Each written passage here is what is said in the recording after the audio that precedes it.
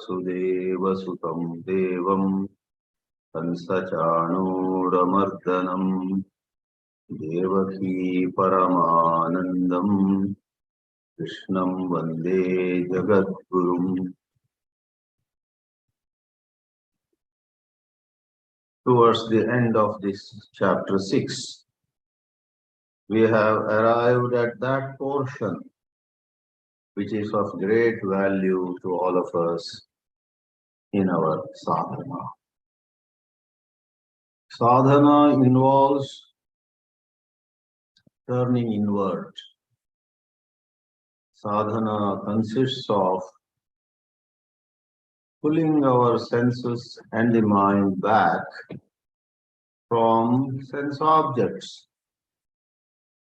from things that attract us as well as things that cause agitation in us. The scriptures are uncompromising when it comes to living in self-control. Nobody is talking about some immature self-control where you suppress your feelings or distort your psyche, etc. Through proper scriptural study, through a certain understanding of the whole philosophy,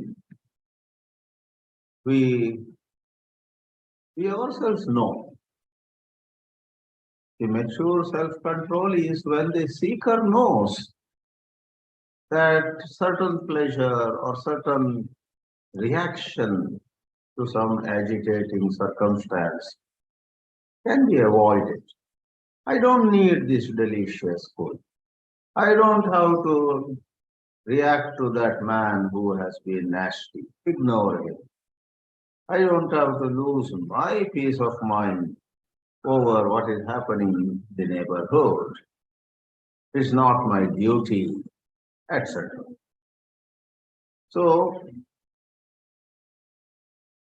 when there is a clearer perception of what our duty is and what is none of our business, self-control becomes much easier. A soldier on the border cannot say, I don't want to get provoked by the enemy soldiers on the other side of the border. I will meditate. It is his duty.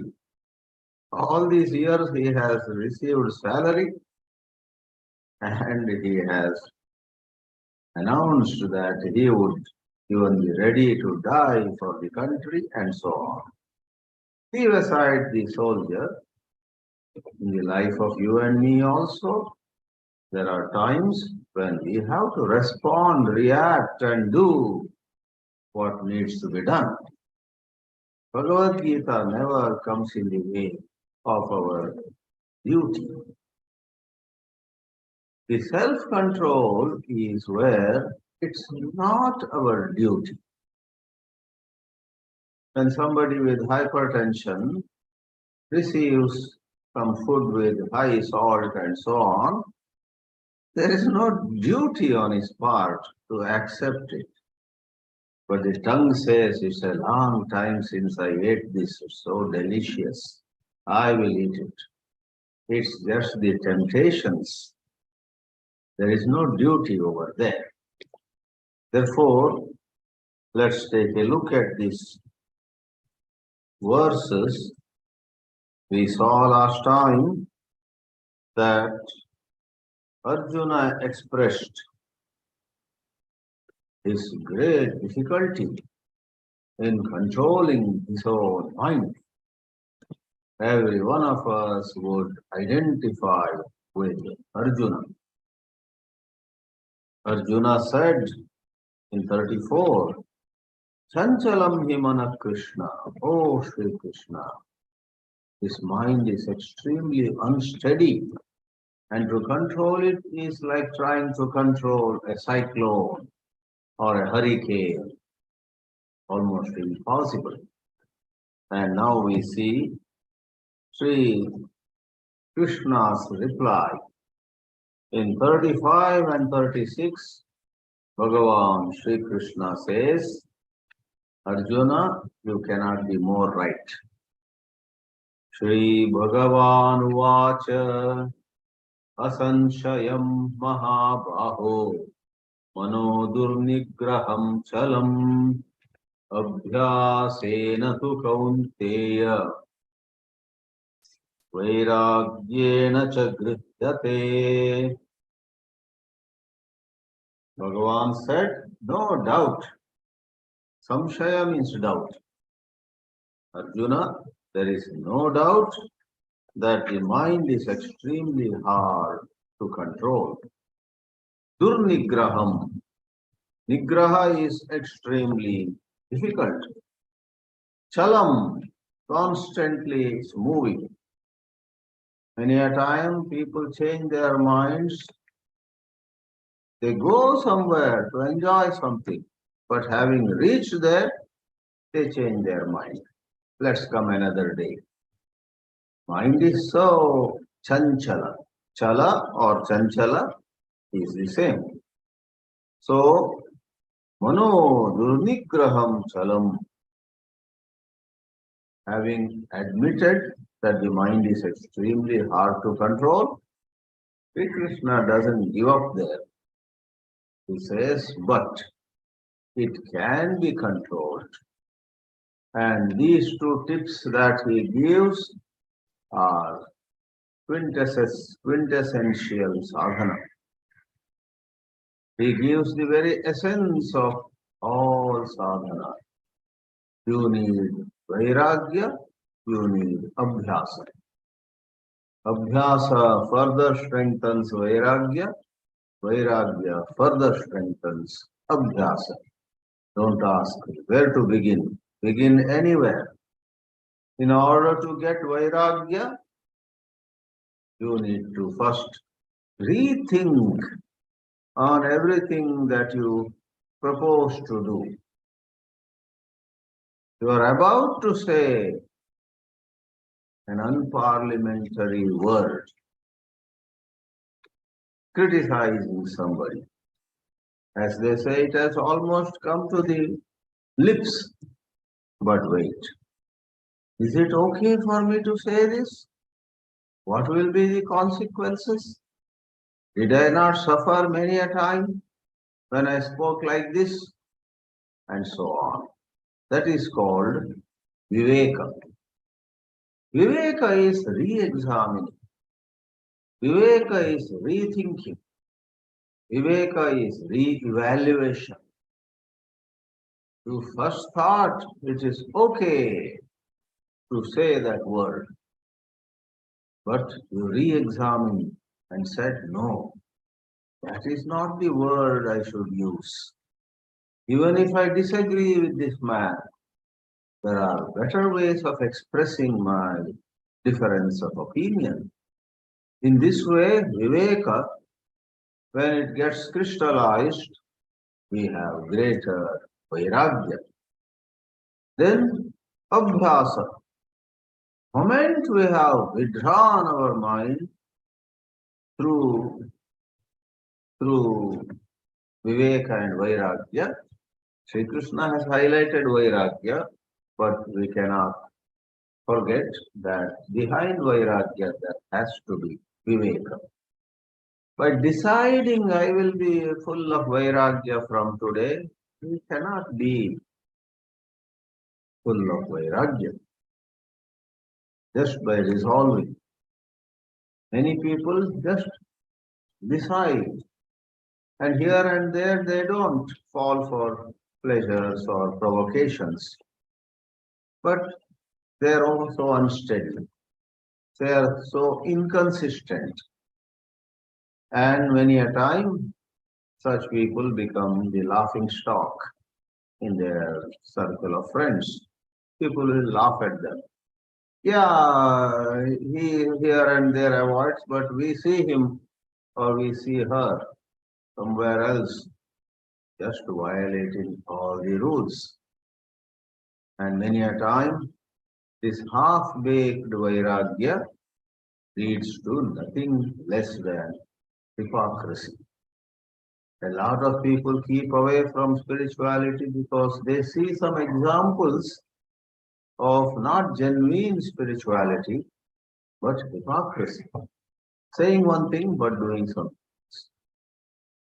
Maybe not doing something that is objectionable in front of everybody, but doing those things secretly or privately, alas, then even Adhyatma Vidya gets a bad name, which it should not.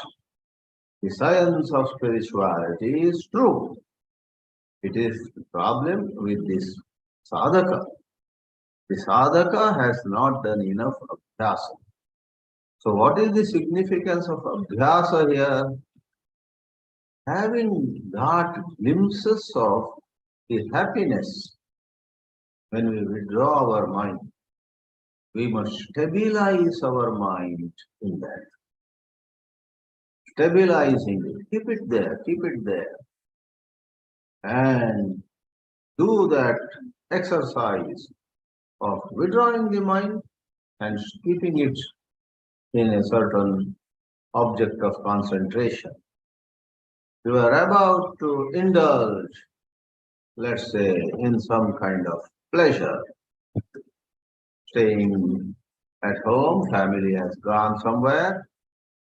You had all the intentions of doing some meditation, but then the thought came, oh, there are some samosas in the kitchen. You even went to the kitchen, you even took a samosa in your hand, then you remembered the shloka, Vairagyena cha. Is it okay to eat this at this time? I have had a breakfast after all. Why one samosa at 10 a.m. again? So you drop it. Then you come back to maybe the hall where you want to meditate. For heaven's sake, now meditate. Mind says, one samosa would have been okay. Let me go to the kitchen, eat only one samosa, then come back and meditate. No. Abhyasa. Say to the mind, persuade the mind, I will have the samosa with the lunch, not every now and then. So try to just forget. Sri Aurobindo, in one of his short biographies that I read, acknowledges that when he was in the Alipur jail in Kolkata, he was practicing yoga. What he calls yoga, it must have been a combination of pranayama, some forms of meditation, and so on. But what is of interest, and I remember that sentence, I had not come across that anywhere else. A very pious elderly gentleman, Sri Narasimhulu, in Bangalore, had given me a small booklet, Sri Aurobindo's life, many years ago. I glanced at it, and there is a mention that Aurobindo Ghosh, jailed by the British for anti-national activities or whatever they call it, was practicing yoga, and as he did abhyasa, practice, he came to a point, it may look not much significant, but it was very significant for him. That is, he writes, I believe later, I learned to, as though, throw the thought away. Like you have a piece of stone in your hand, you can put it down, you can put it in your pocket, or you may throw that stone away. Just throw it far away. He said, I learned the art, I learned the skill of throwing a thought away, far away, that it won't come back so easily. There's the expression he used. And he then says, even as I advanced in throwing thoughts away, I attained such peace. I went into deeper realms of my own consciousness. Most of us are unable to do that. Or we are trying to push one thought away, another thought comes from this side. But abhyasa. We see a beautiful definition of abhyasa by Adi Shankaracharya also. O mighty armed Arjuna, says Sri Krishna, asamshayam. No doubt that the mind is hard to control. No doubt, asamshayam. The mind is very unsteady. But by abhyasa and by vairagya, the mind can be restrained. Shankara Bhāshya is rather short here, but it has two precious definitions of what is abhyasa and what is vairagya.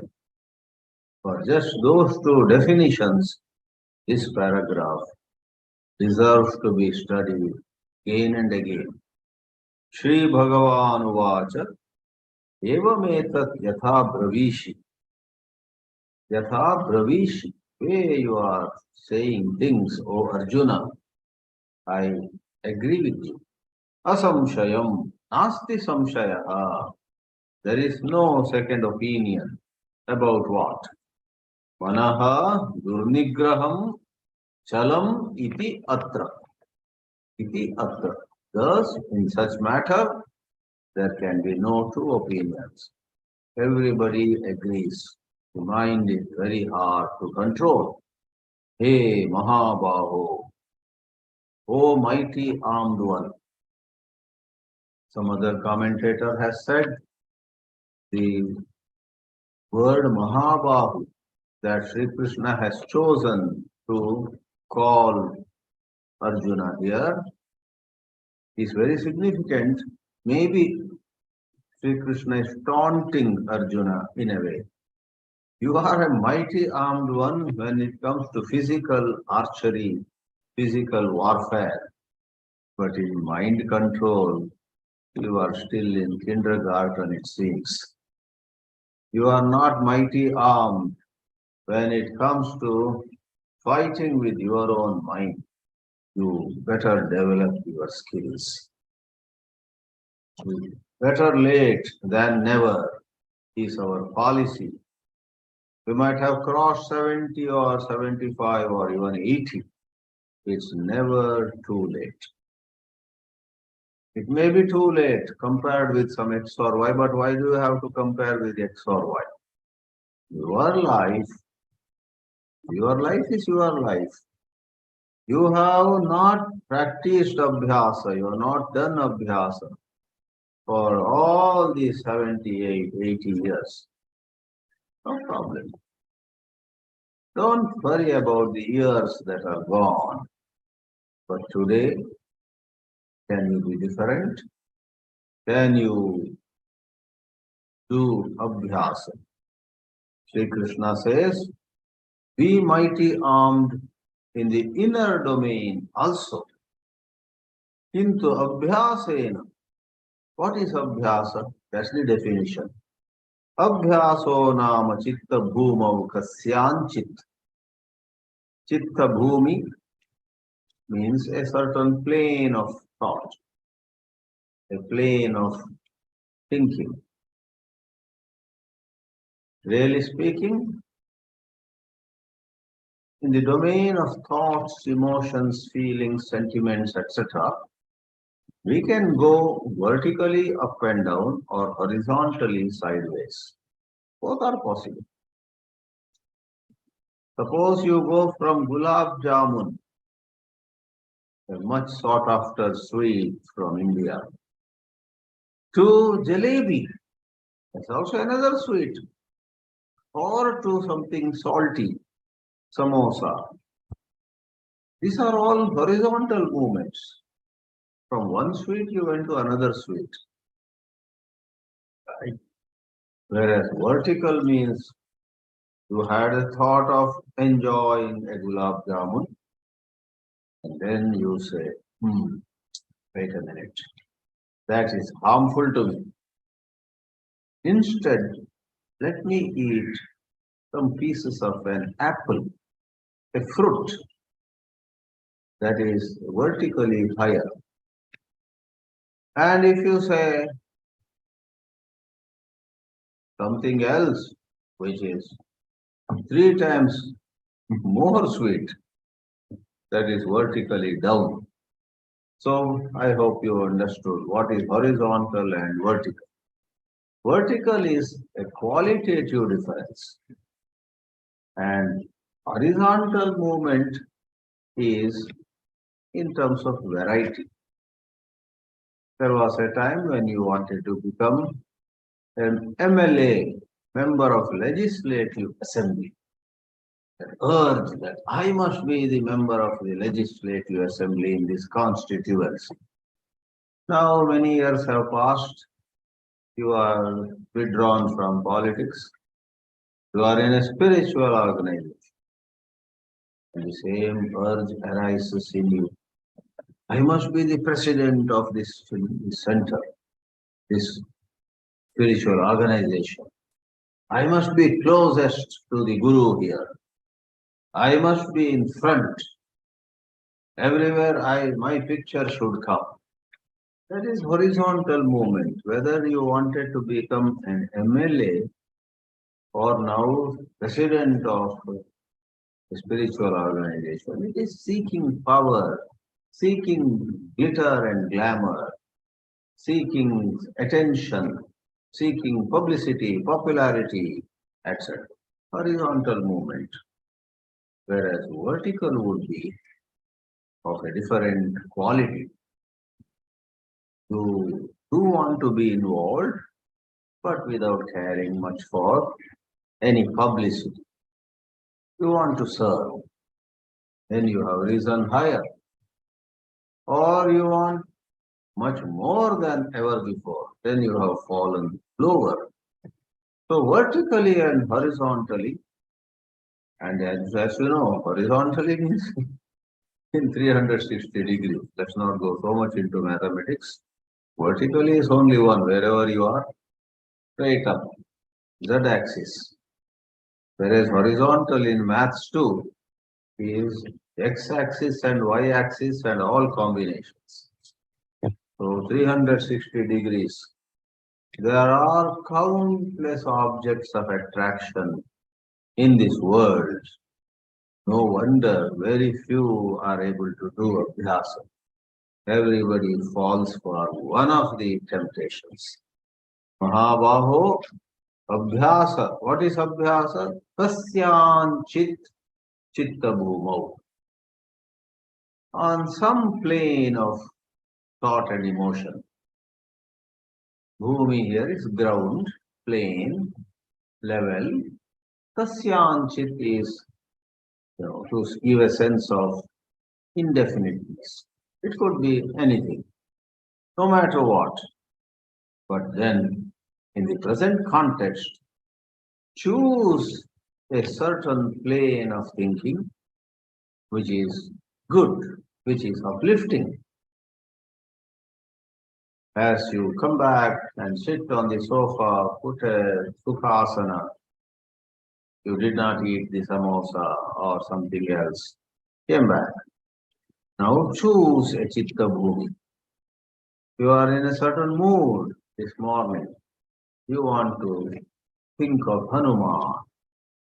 So thinking of Hanuman, maybe you want to softly, slowly sing Hanuman Chalisa, Hanuman Chalisa, Shri Guru Charan Saroj Raj, Nija Manu Mukhar Sudhari, Varunavu.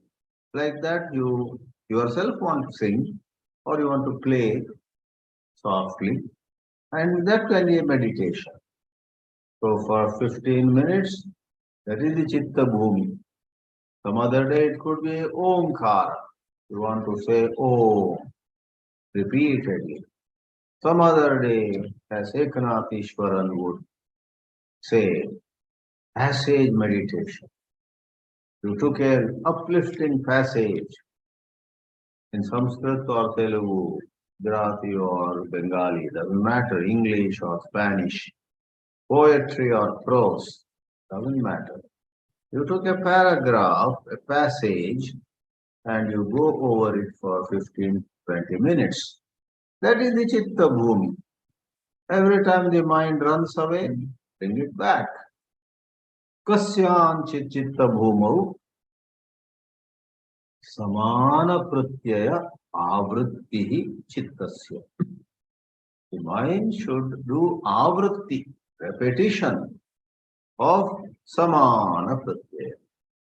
If you are meditating on Hanuman Chalisa, then Samana Pratyaya would thinking of Hanuman, though in different ways. Bala Hanuman, child Hanuman, adult Hanuman, flying Hanuman, or Hanuman talking to Sita ji. So, in 100 ways, but they are all Samana. Don't go from Hanuman to some Dara Singh or King Kong, some strong man in the world, and think about that will be asamana. Don't go to dissimilar thoughts. Stay with similar thoughts.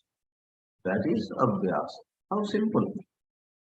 These words of Sri Shankaracharya deserve to be written in gold, golden letters. Abhyaso nama chitta bhumau kasyanchit samana pratyayavritti chittasya. Or in simple terms, have a succession of similar thoughts. Suppose the thought is labeled T5, the fifth kind of thought. T1 is of gulab jamun, T2 is of jalebi, T3 is some payasam, but T5 is Hanuman. T5, T5, T5 should be T5 only. No dissimilar thought in between, or one or two arrows in between. After 5 minutes, again the tamosa came in your mind, like Aurobindo did, as though throwing a little pebble away from yourself, so that never to pick it up again. Samana pratyaya avritti. Have similar thoughts. You will, after all, it was through similar thoughts earlier with regard to sense objects that you became a slave to sense pleasures. Thoughts made you a slave, and a higher quality thought will liberate you. The thief stole your money, the police caught the thief, got the money back to you. A thief also is a man, and the police also is a man. One man takes away your wealth, another man gets it back to you. Lot of crimes are taking place everywhere in the world. Even in small towns, other day in Sangli, a town in Maharashtra, 3 people came on motorbikes. They shot the jeweler in his arm. He fell down. One person is standing with his foot upon that owner of the jewelry shop. Other two took all the gold, a revolver in his hand. The man at the entrance is firing into the air. So no one could come near. Broad daylight. And the whole thing is caught in CCTV. But the perpetrators of the crime have masks. You can't recognize them. I hope the police would somehow catch those criminals. Very good. How sad. So thief takes away your money. In many cases, the police then catch the thief and get the money back to you. A thought robs you of inner peace, but another thought of Hanuman can bring you back to peace. So, samana pratyaya avritti. Therefore, do abhyasa. Don't just be an intellectual reading books and talking about it over tea or coffee. Let your spirituality not be coffee table edition. Let your spirituality be both in public and in private. More private, the better.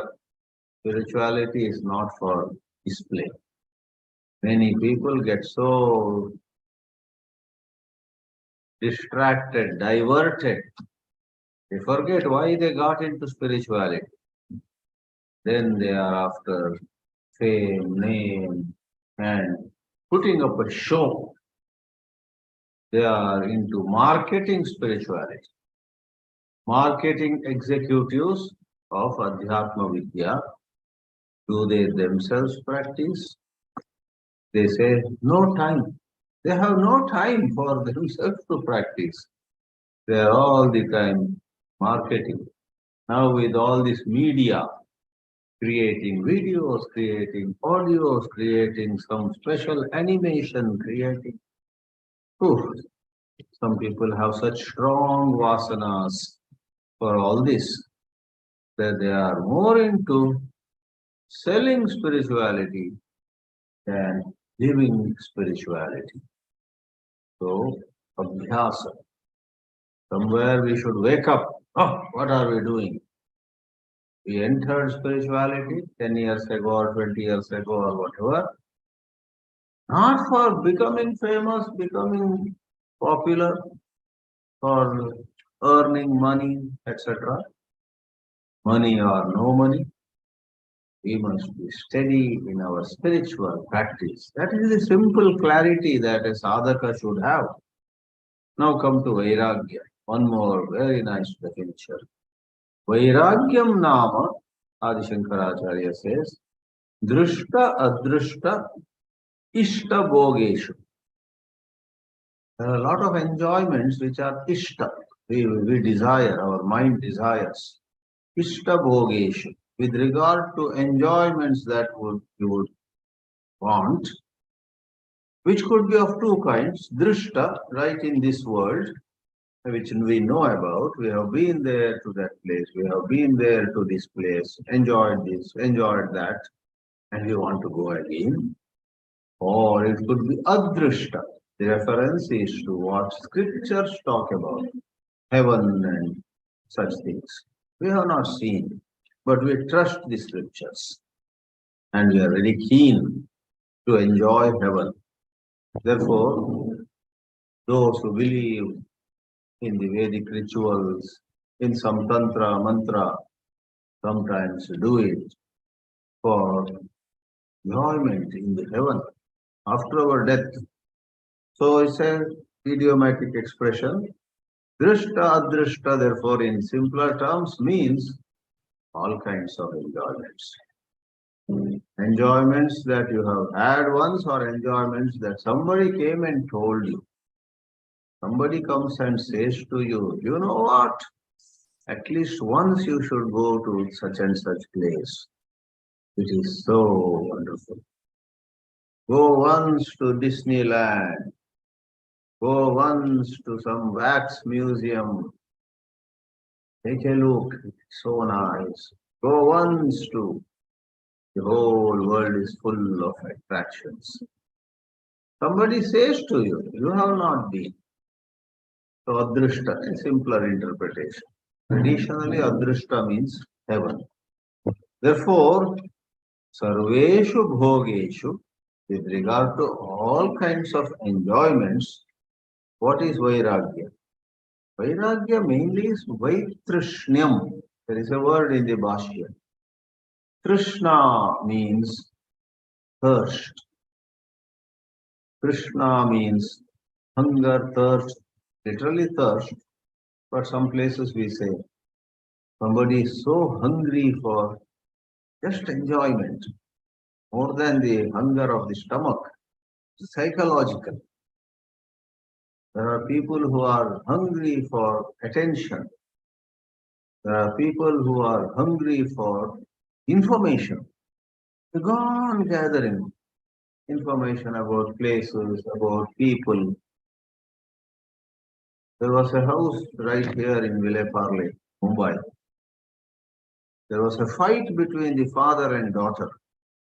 The daughter wanted to clear all old newspapers because that was a nuisance. It was attracting white ants and other issues. The daughter said, Papa, I want to throw all these Times of India of last 3 years, all stacked somewhere. The father is so attached to information. No, dear, no. I want to read. I want to take a look at all of them. I missed. Papa, this is such a huge stack. So throw it away. Other would say, don't enter into my affairs. It's in my room, right? Not in your room. I should have the freedom of keeping whatever I want in my room.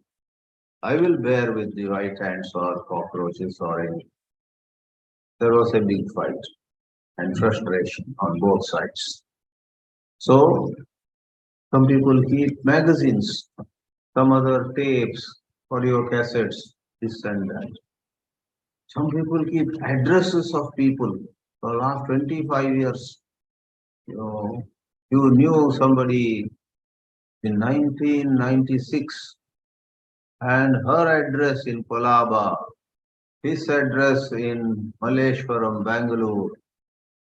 That man may not be alive now, but you want to very carefully.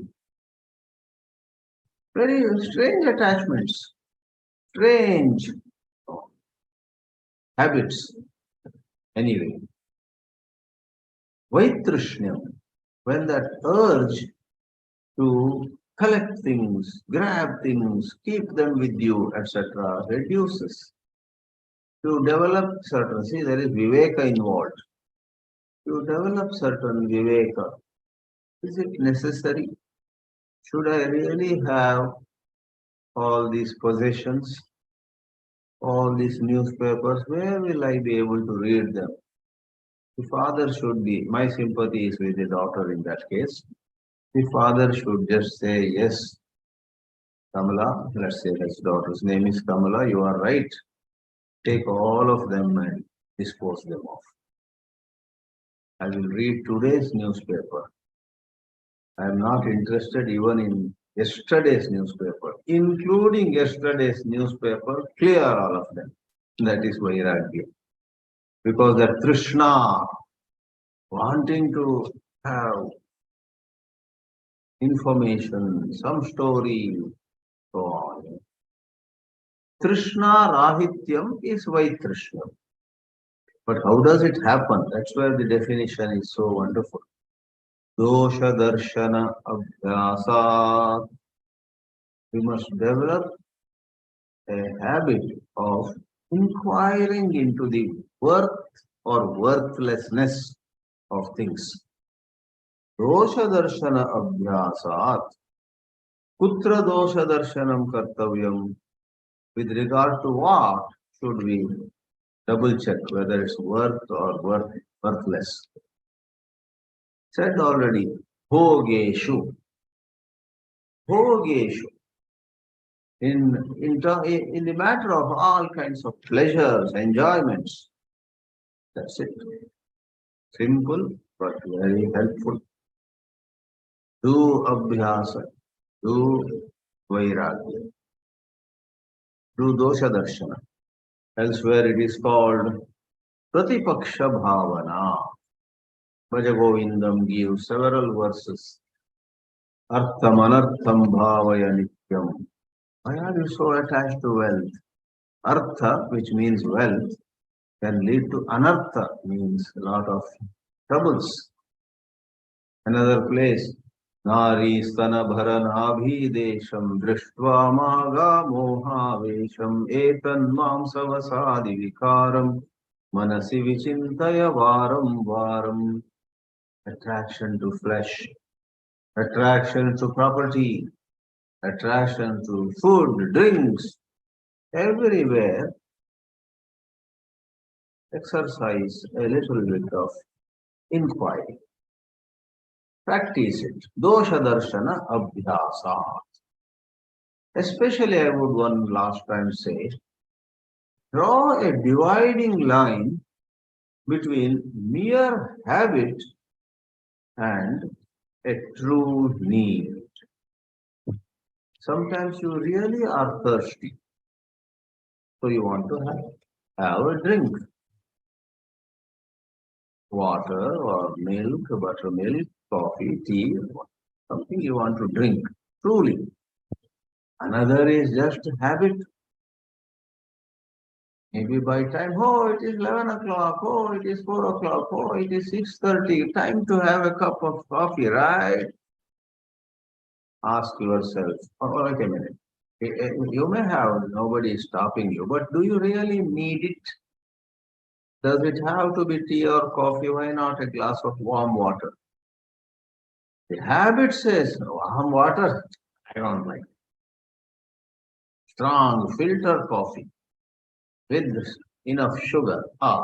Indians are used to lot of milk, lot of sugar. So draw a dividing line between mere habit and a true biological need. Hunger and thirst are biological needs at times. At other times, they are psychological movements. All spirituality is overcoming psychology. Then the so-called biological needs you will find are not such a big issue. Very rarely it causes a problem. Biology is not so much an issue, but psychology is the issue as regards bondage, what Shastras call bandhana. So, grihyate, says Sri Krishna. What is held? Shankara again is wonderful. Chittasya vikshepa rupa prachara. Chitta, mind tends to go everywhere. That is held in place. Evam tan manaha grihyate, nigrahyate, nirudhyate, ityartha. Thus, chitta nirodha. Yoga Shastra talks about it, right? Yogaha chitta vritti nirodha, says Patanjali, the very second sutra in his famous, celebrated Yoga Sutras. Yoga is chitta vritti nirodha, and that actually is necessary not only in the so-called Raja Yoga, Ashtanga Yoga, Patanjali Yoga, but in Bhakti Yoga, in Jnana Yoga, in Karma Yoga, you think without certain amount of mind control, nothing will succeed. If we don't have self-control, if we don't have mind control, if we don't have sense control, we are like a vessel where we are trying to fill water, but the vessel has 3 or 4 holes. Water continuously leaks. You will never be able to fill the vessel. We will never be able to rise spiritually if we don't have through abhyas and vairagya, self-control. Om Namo Bhagavate Vasudevaya.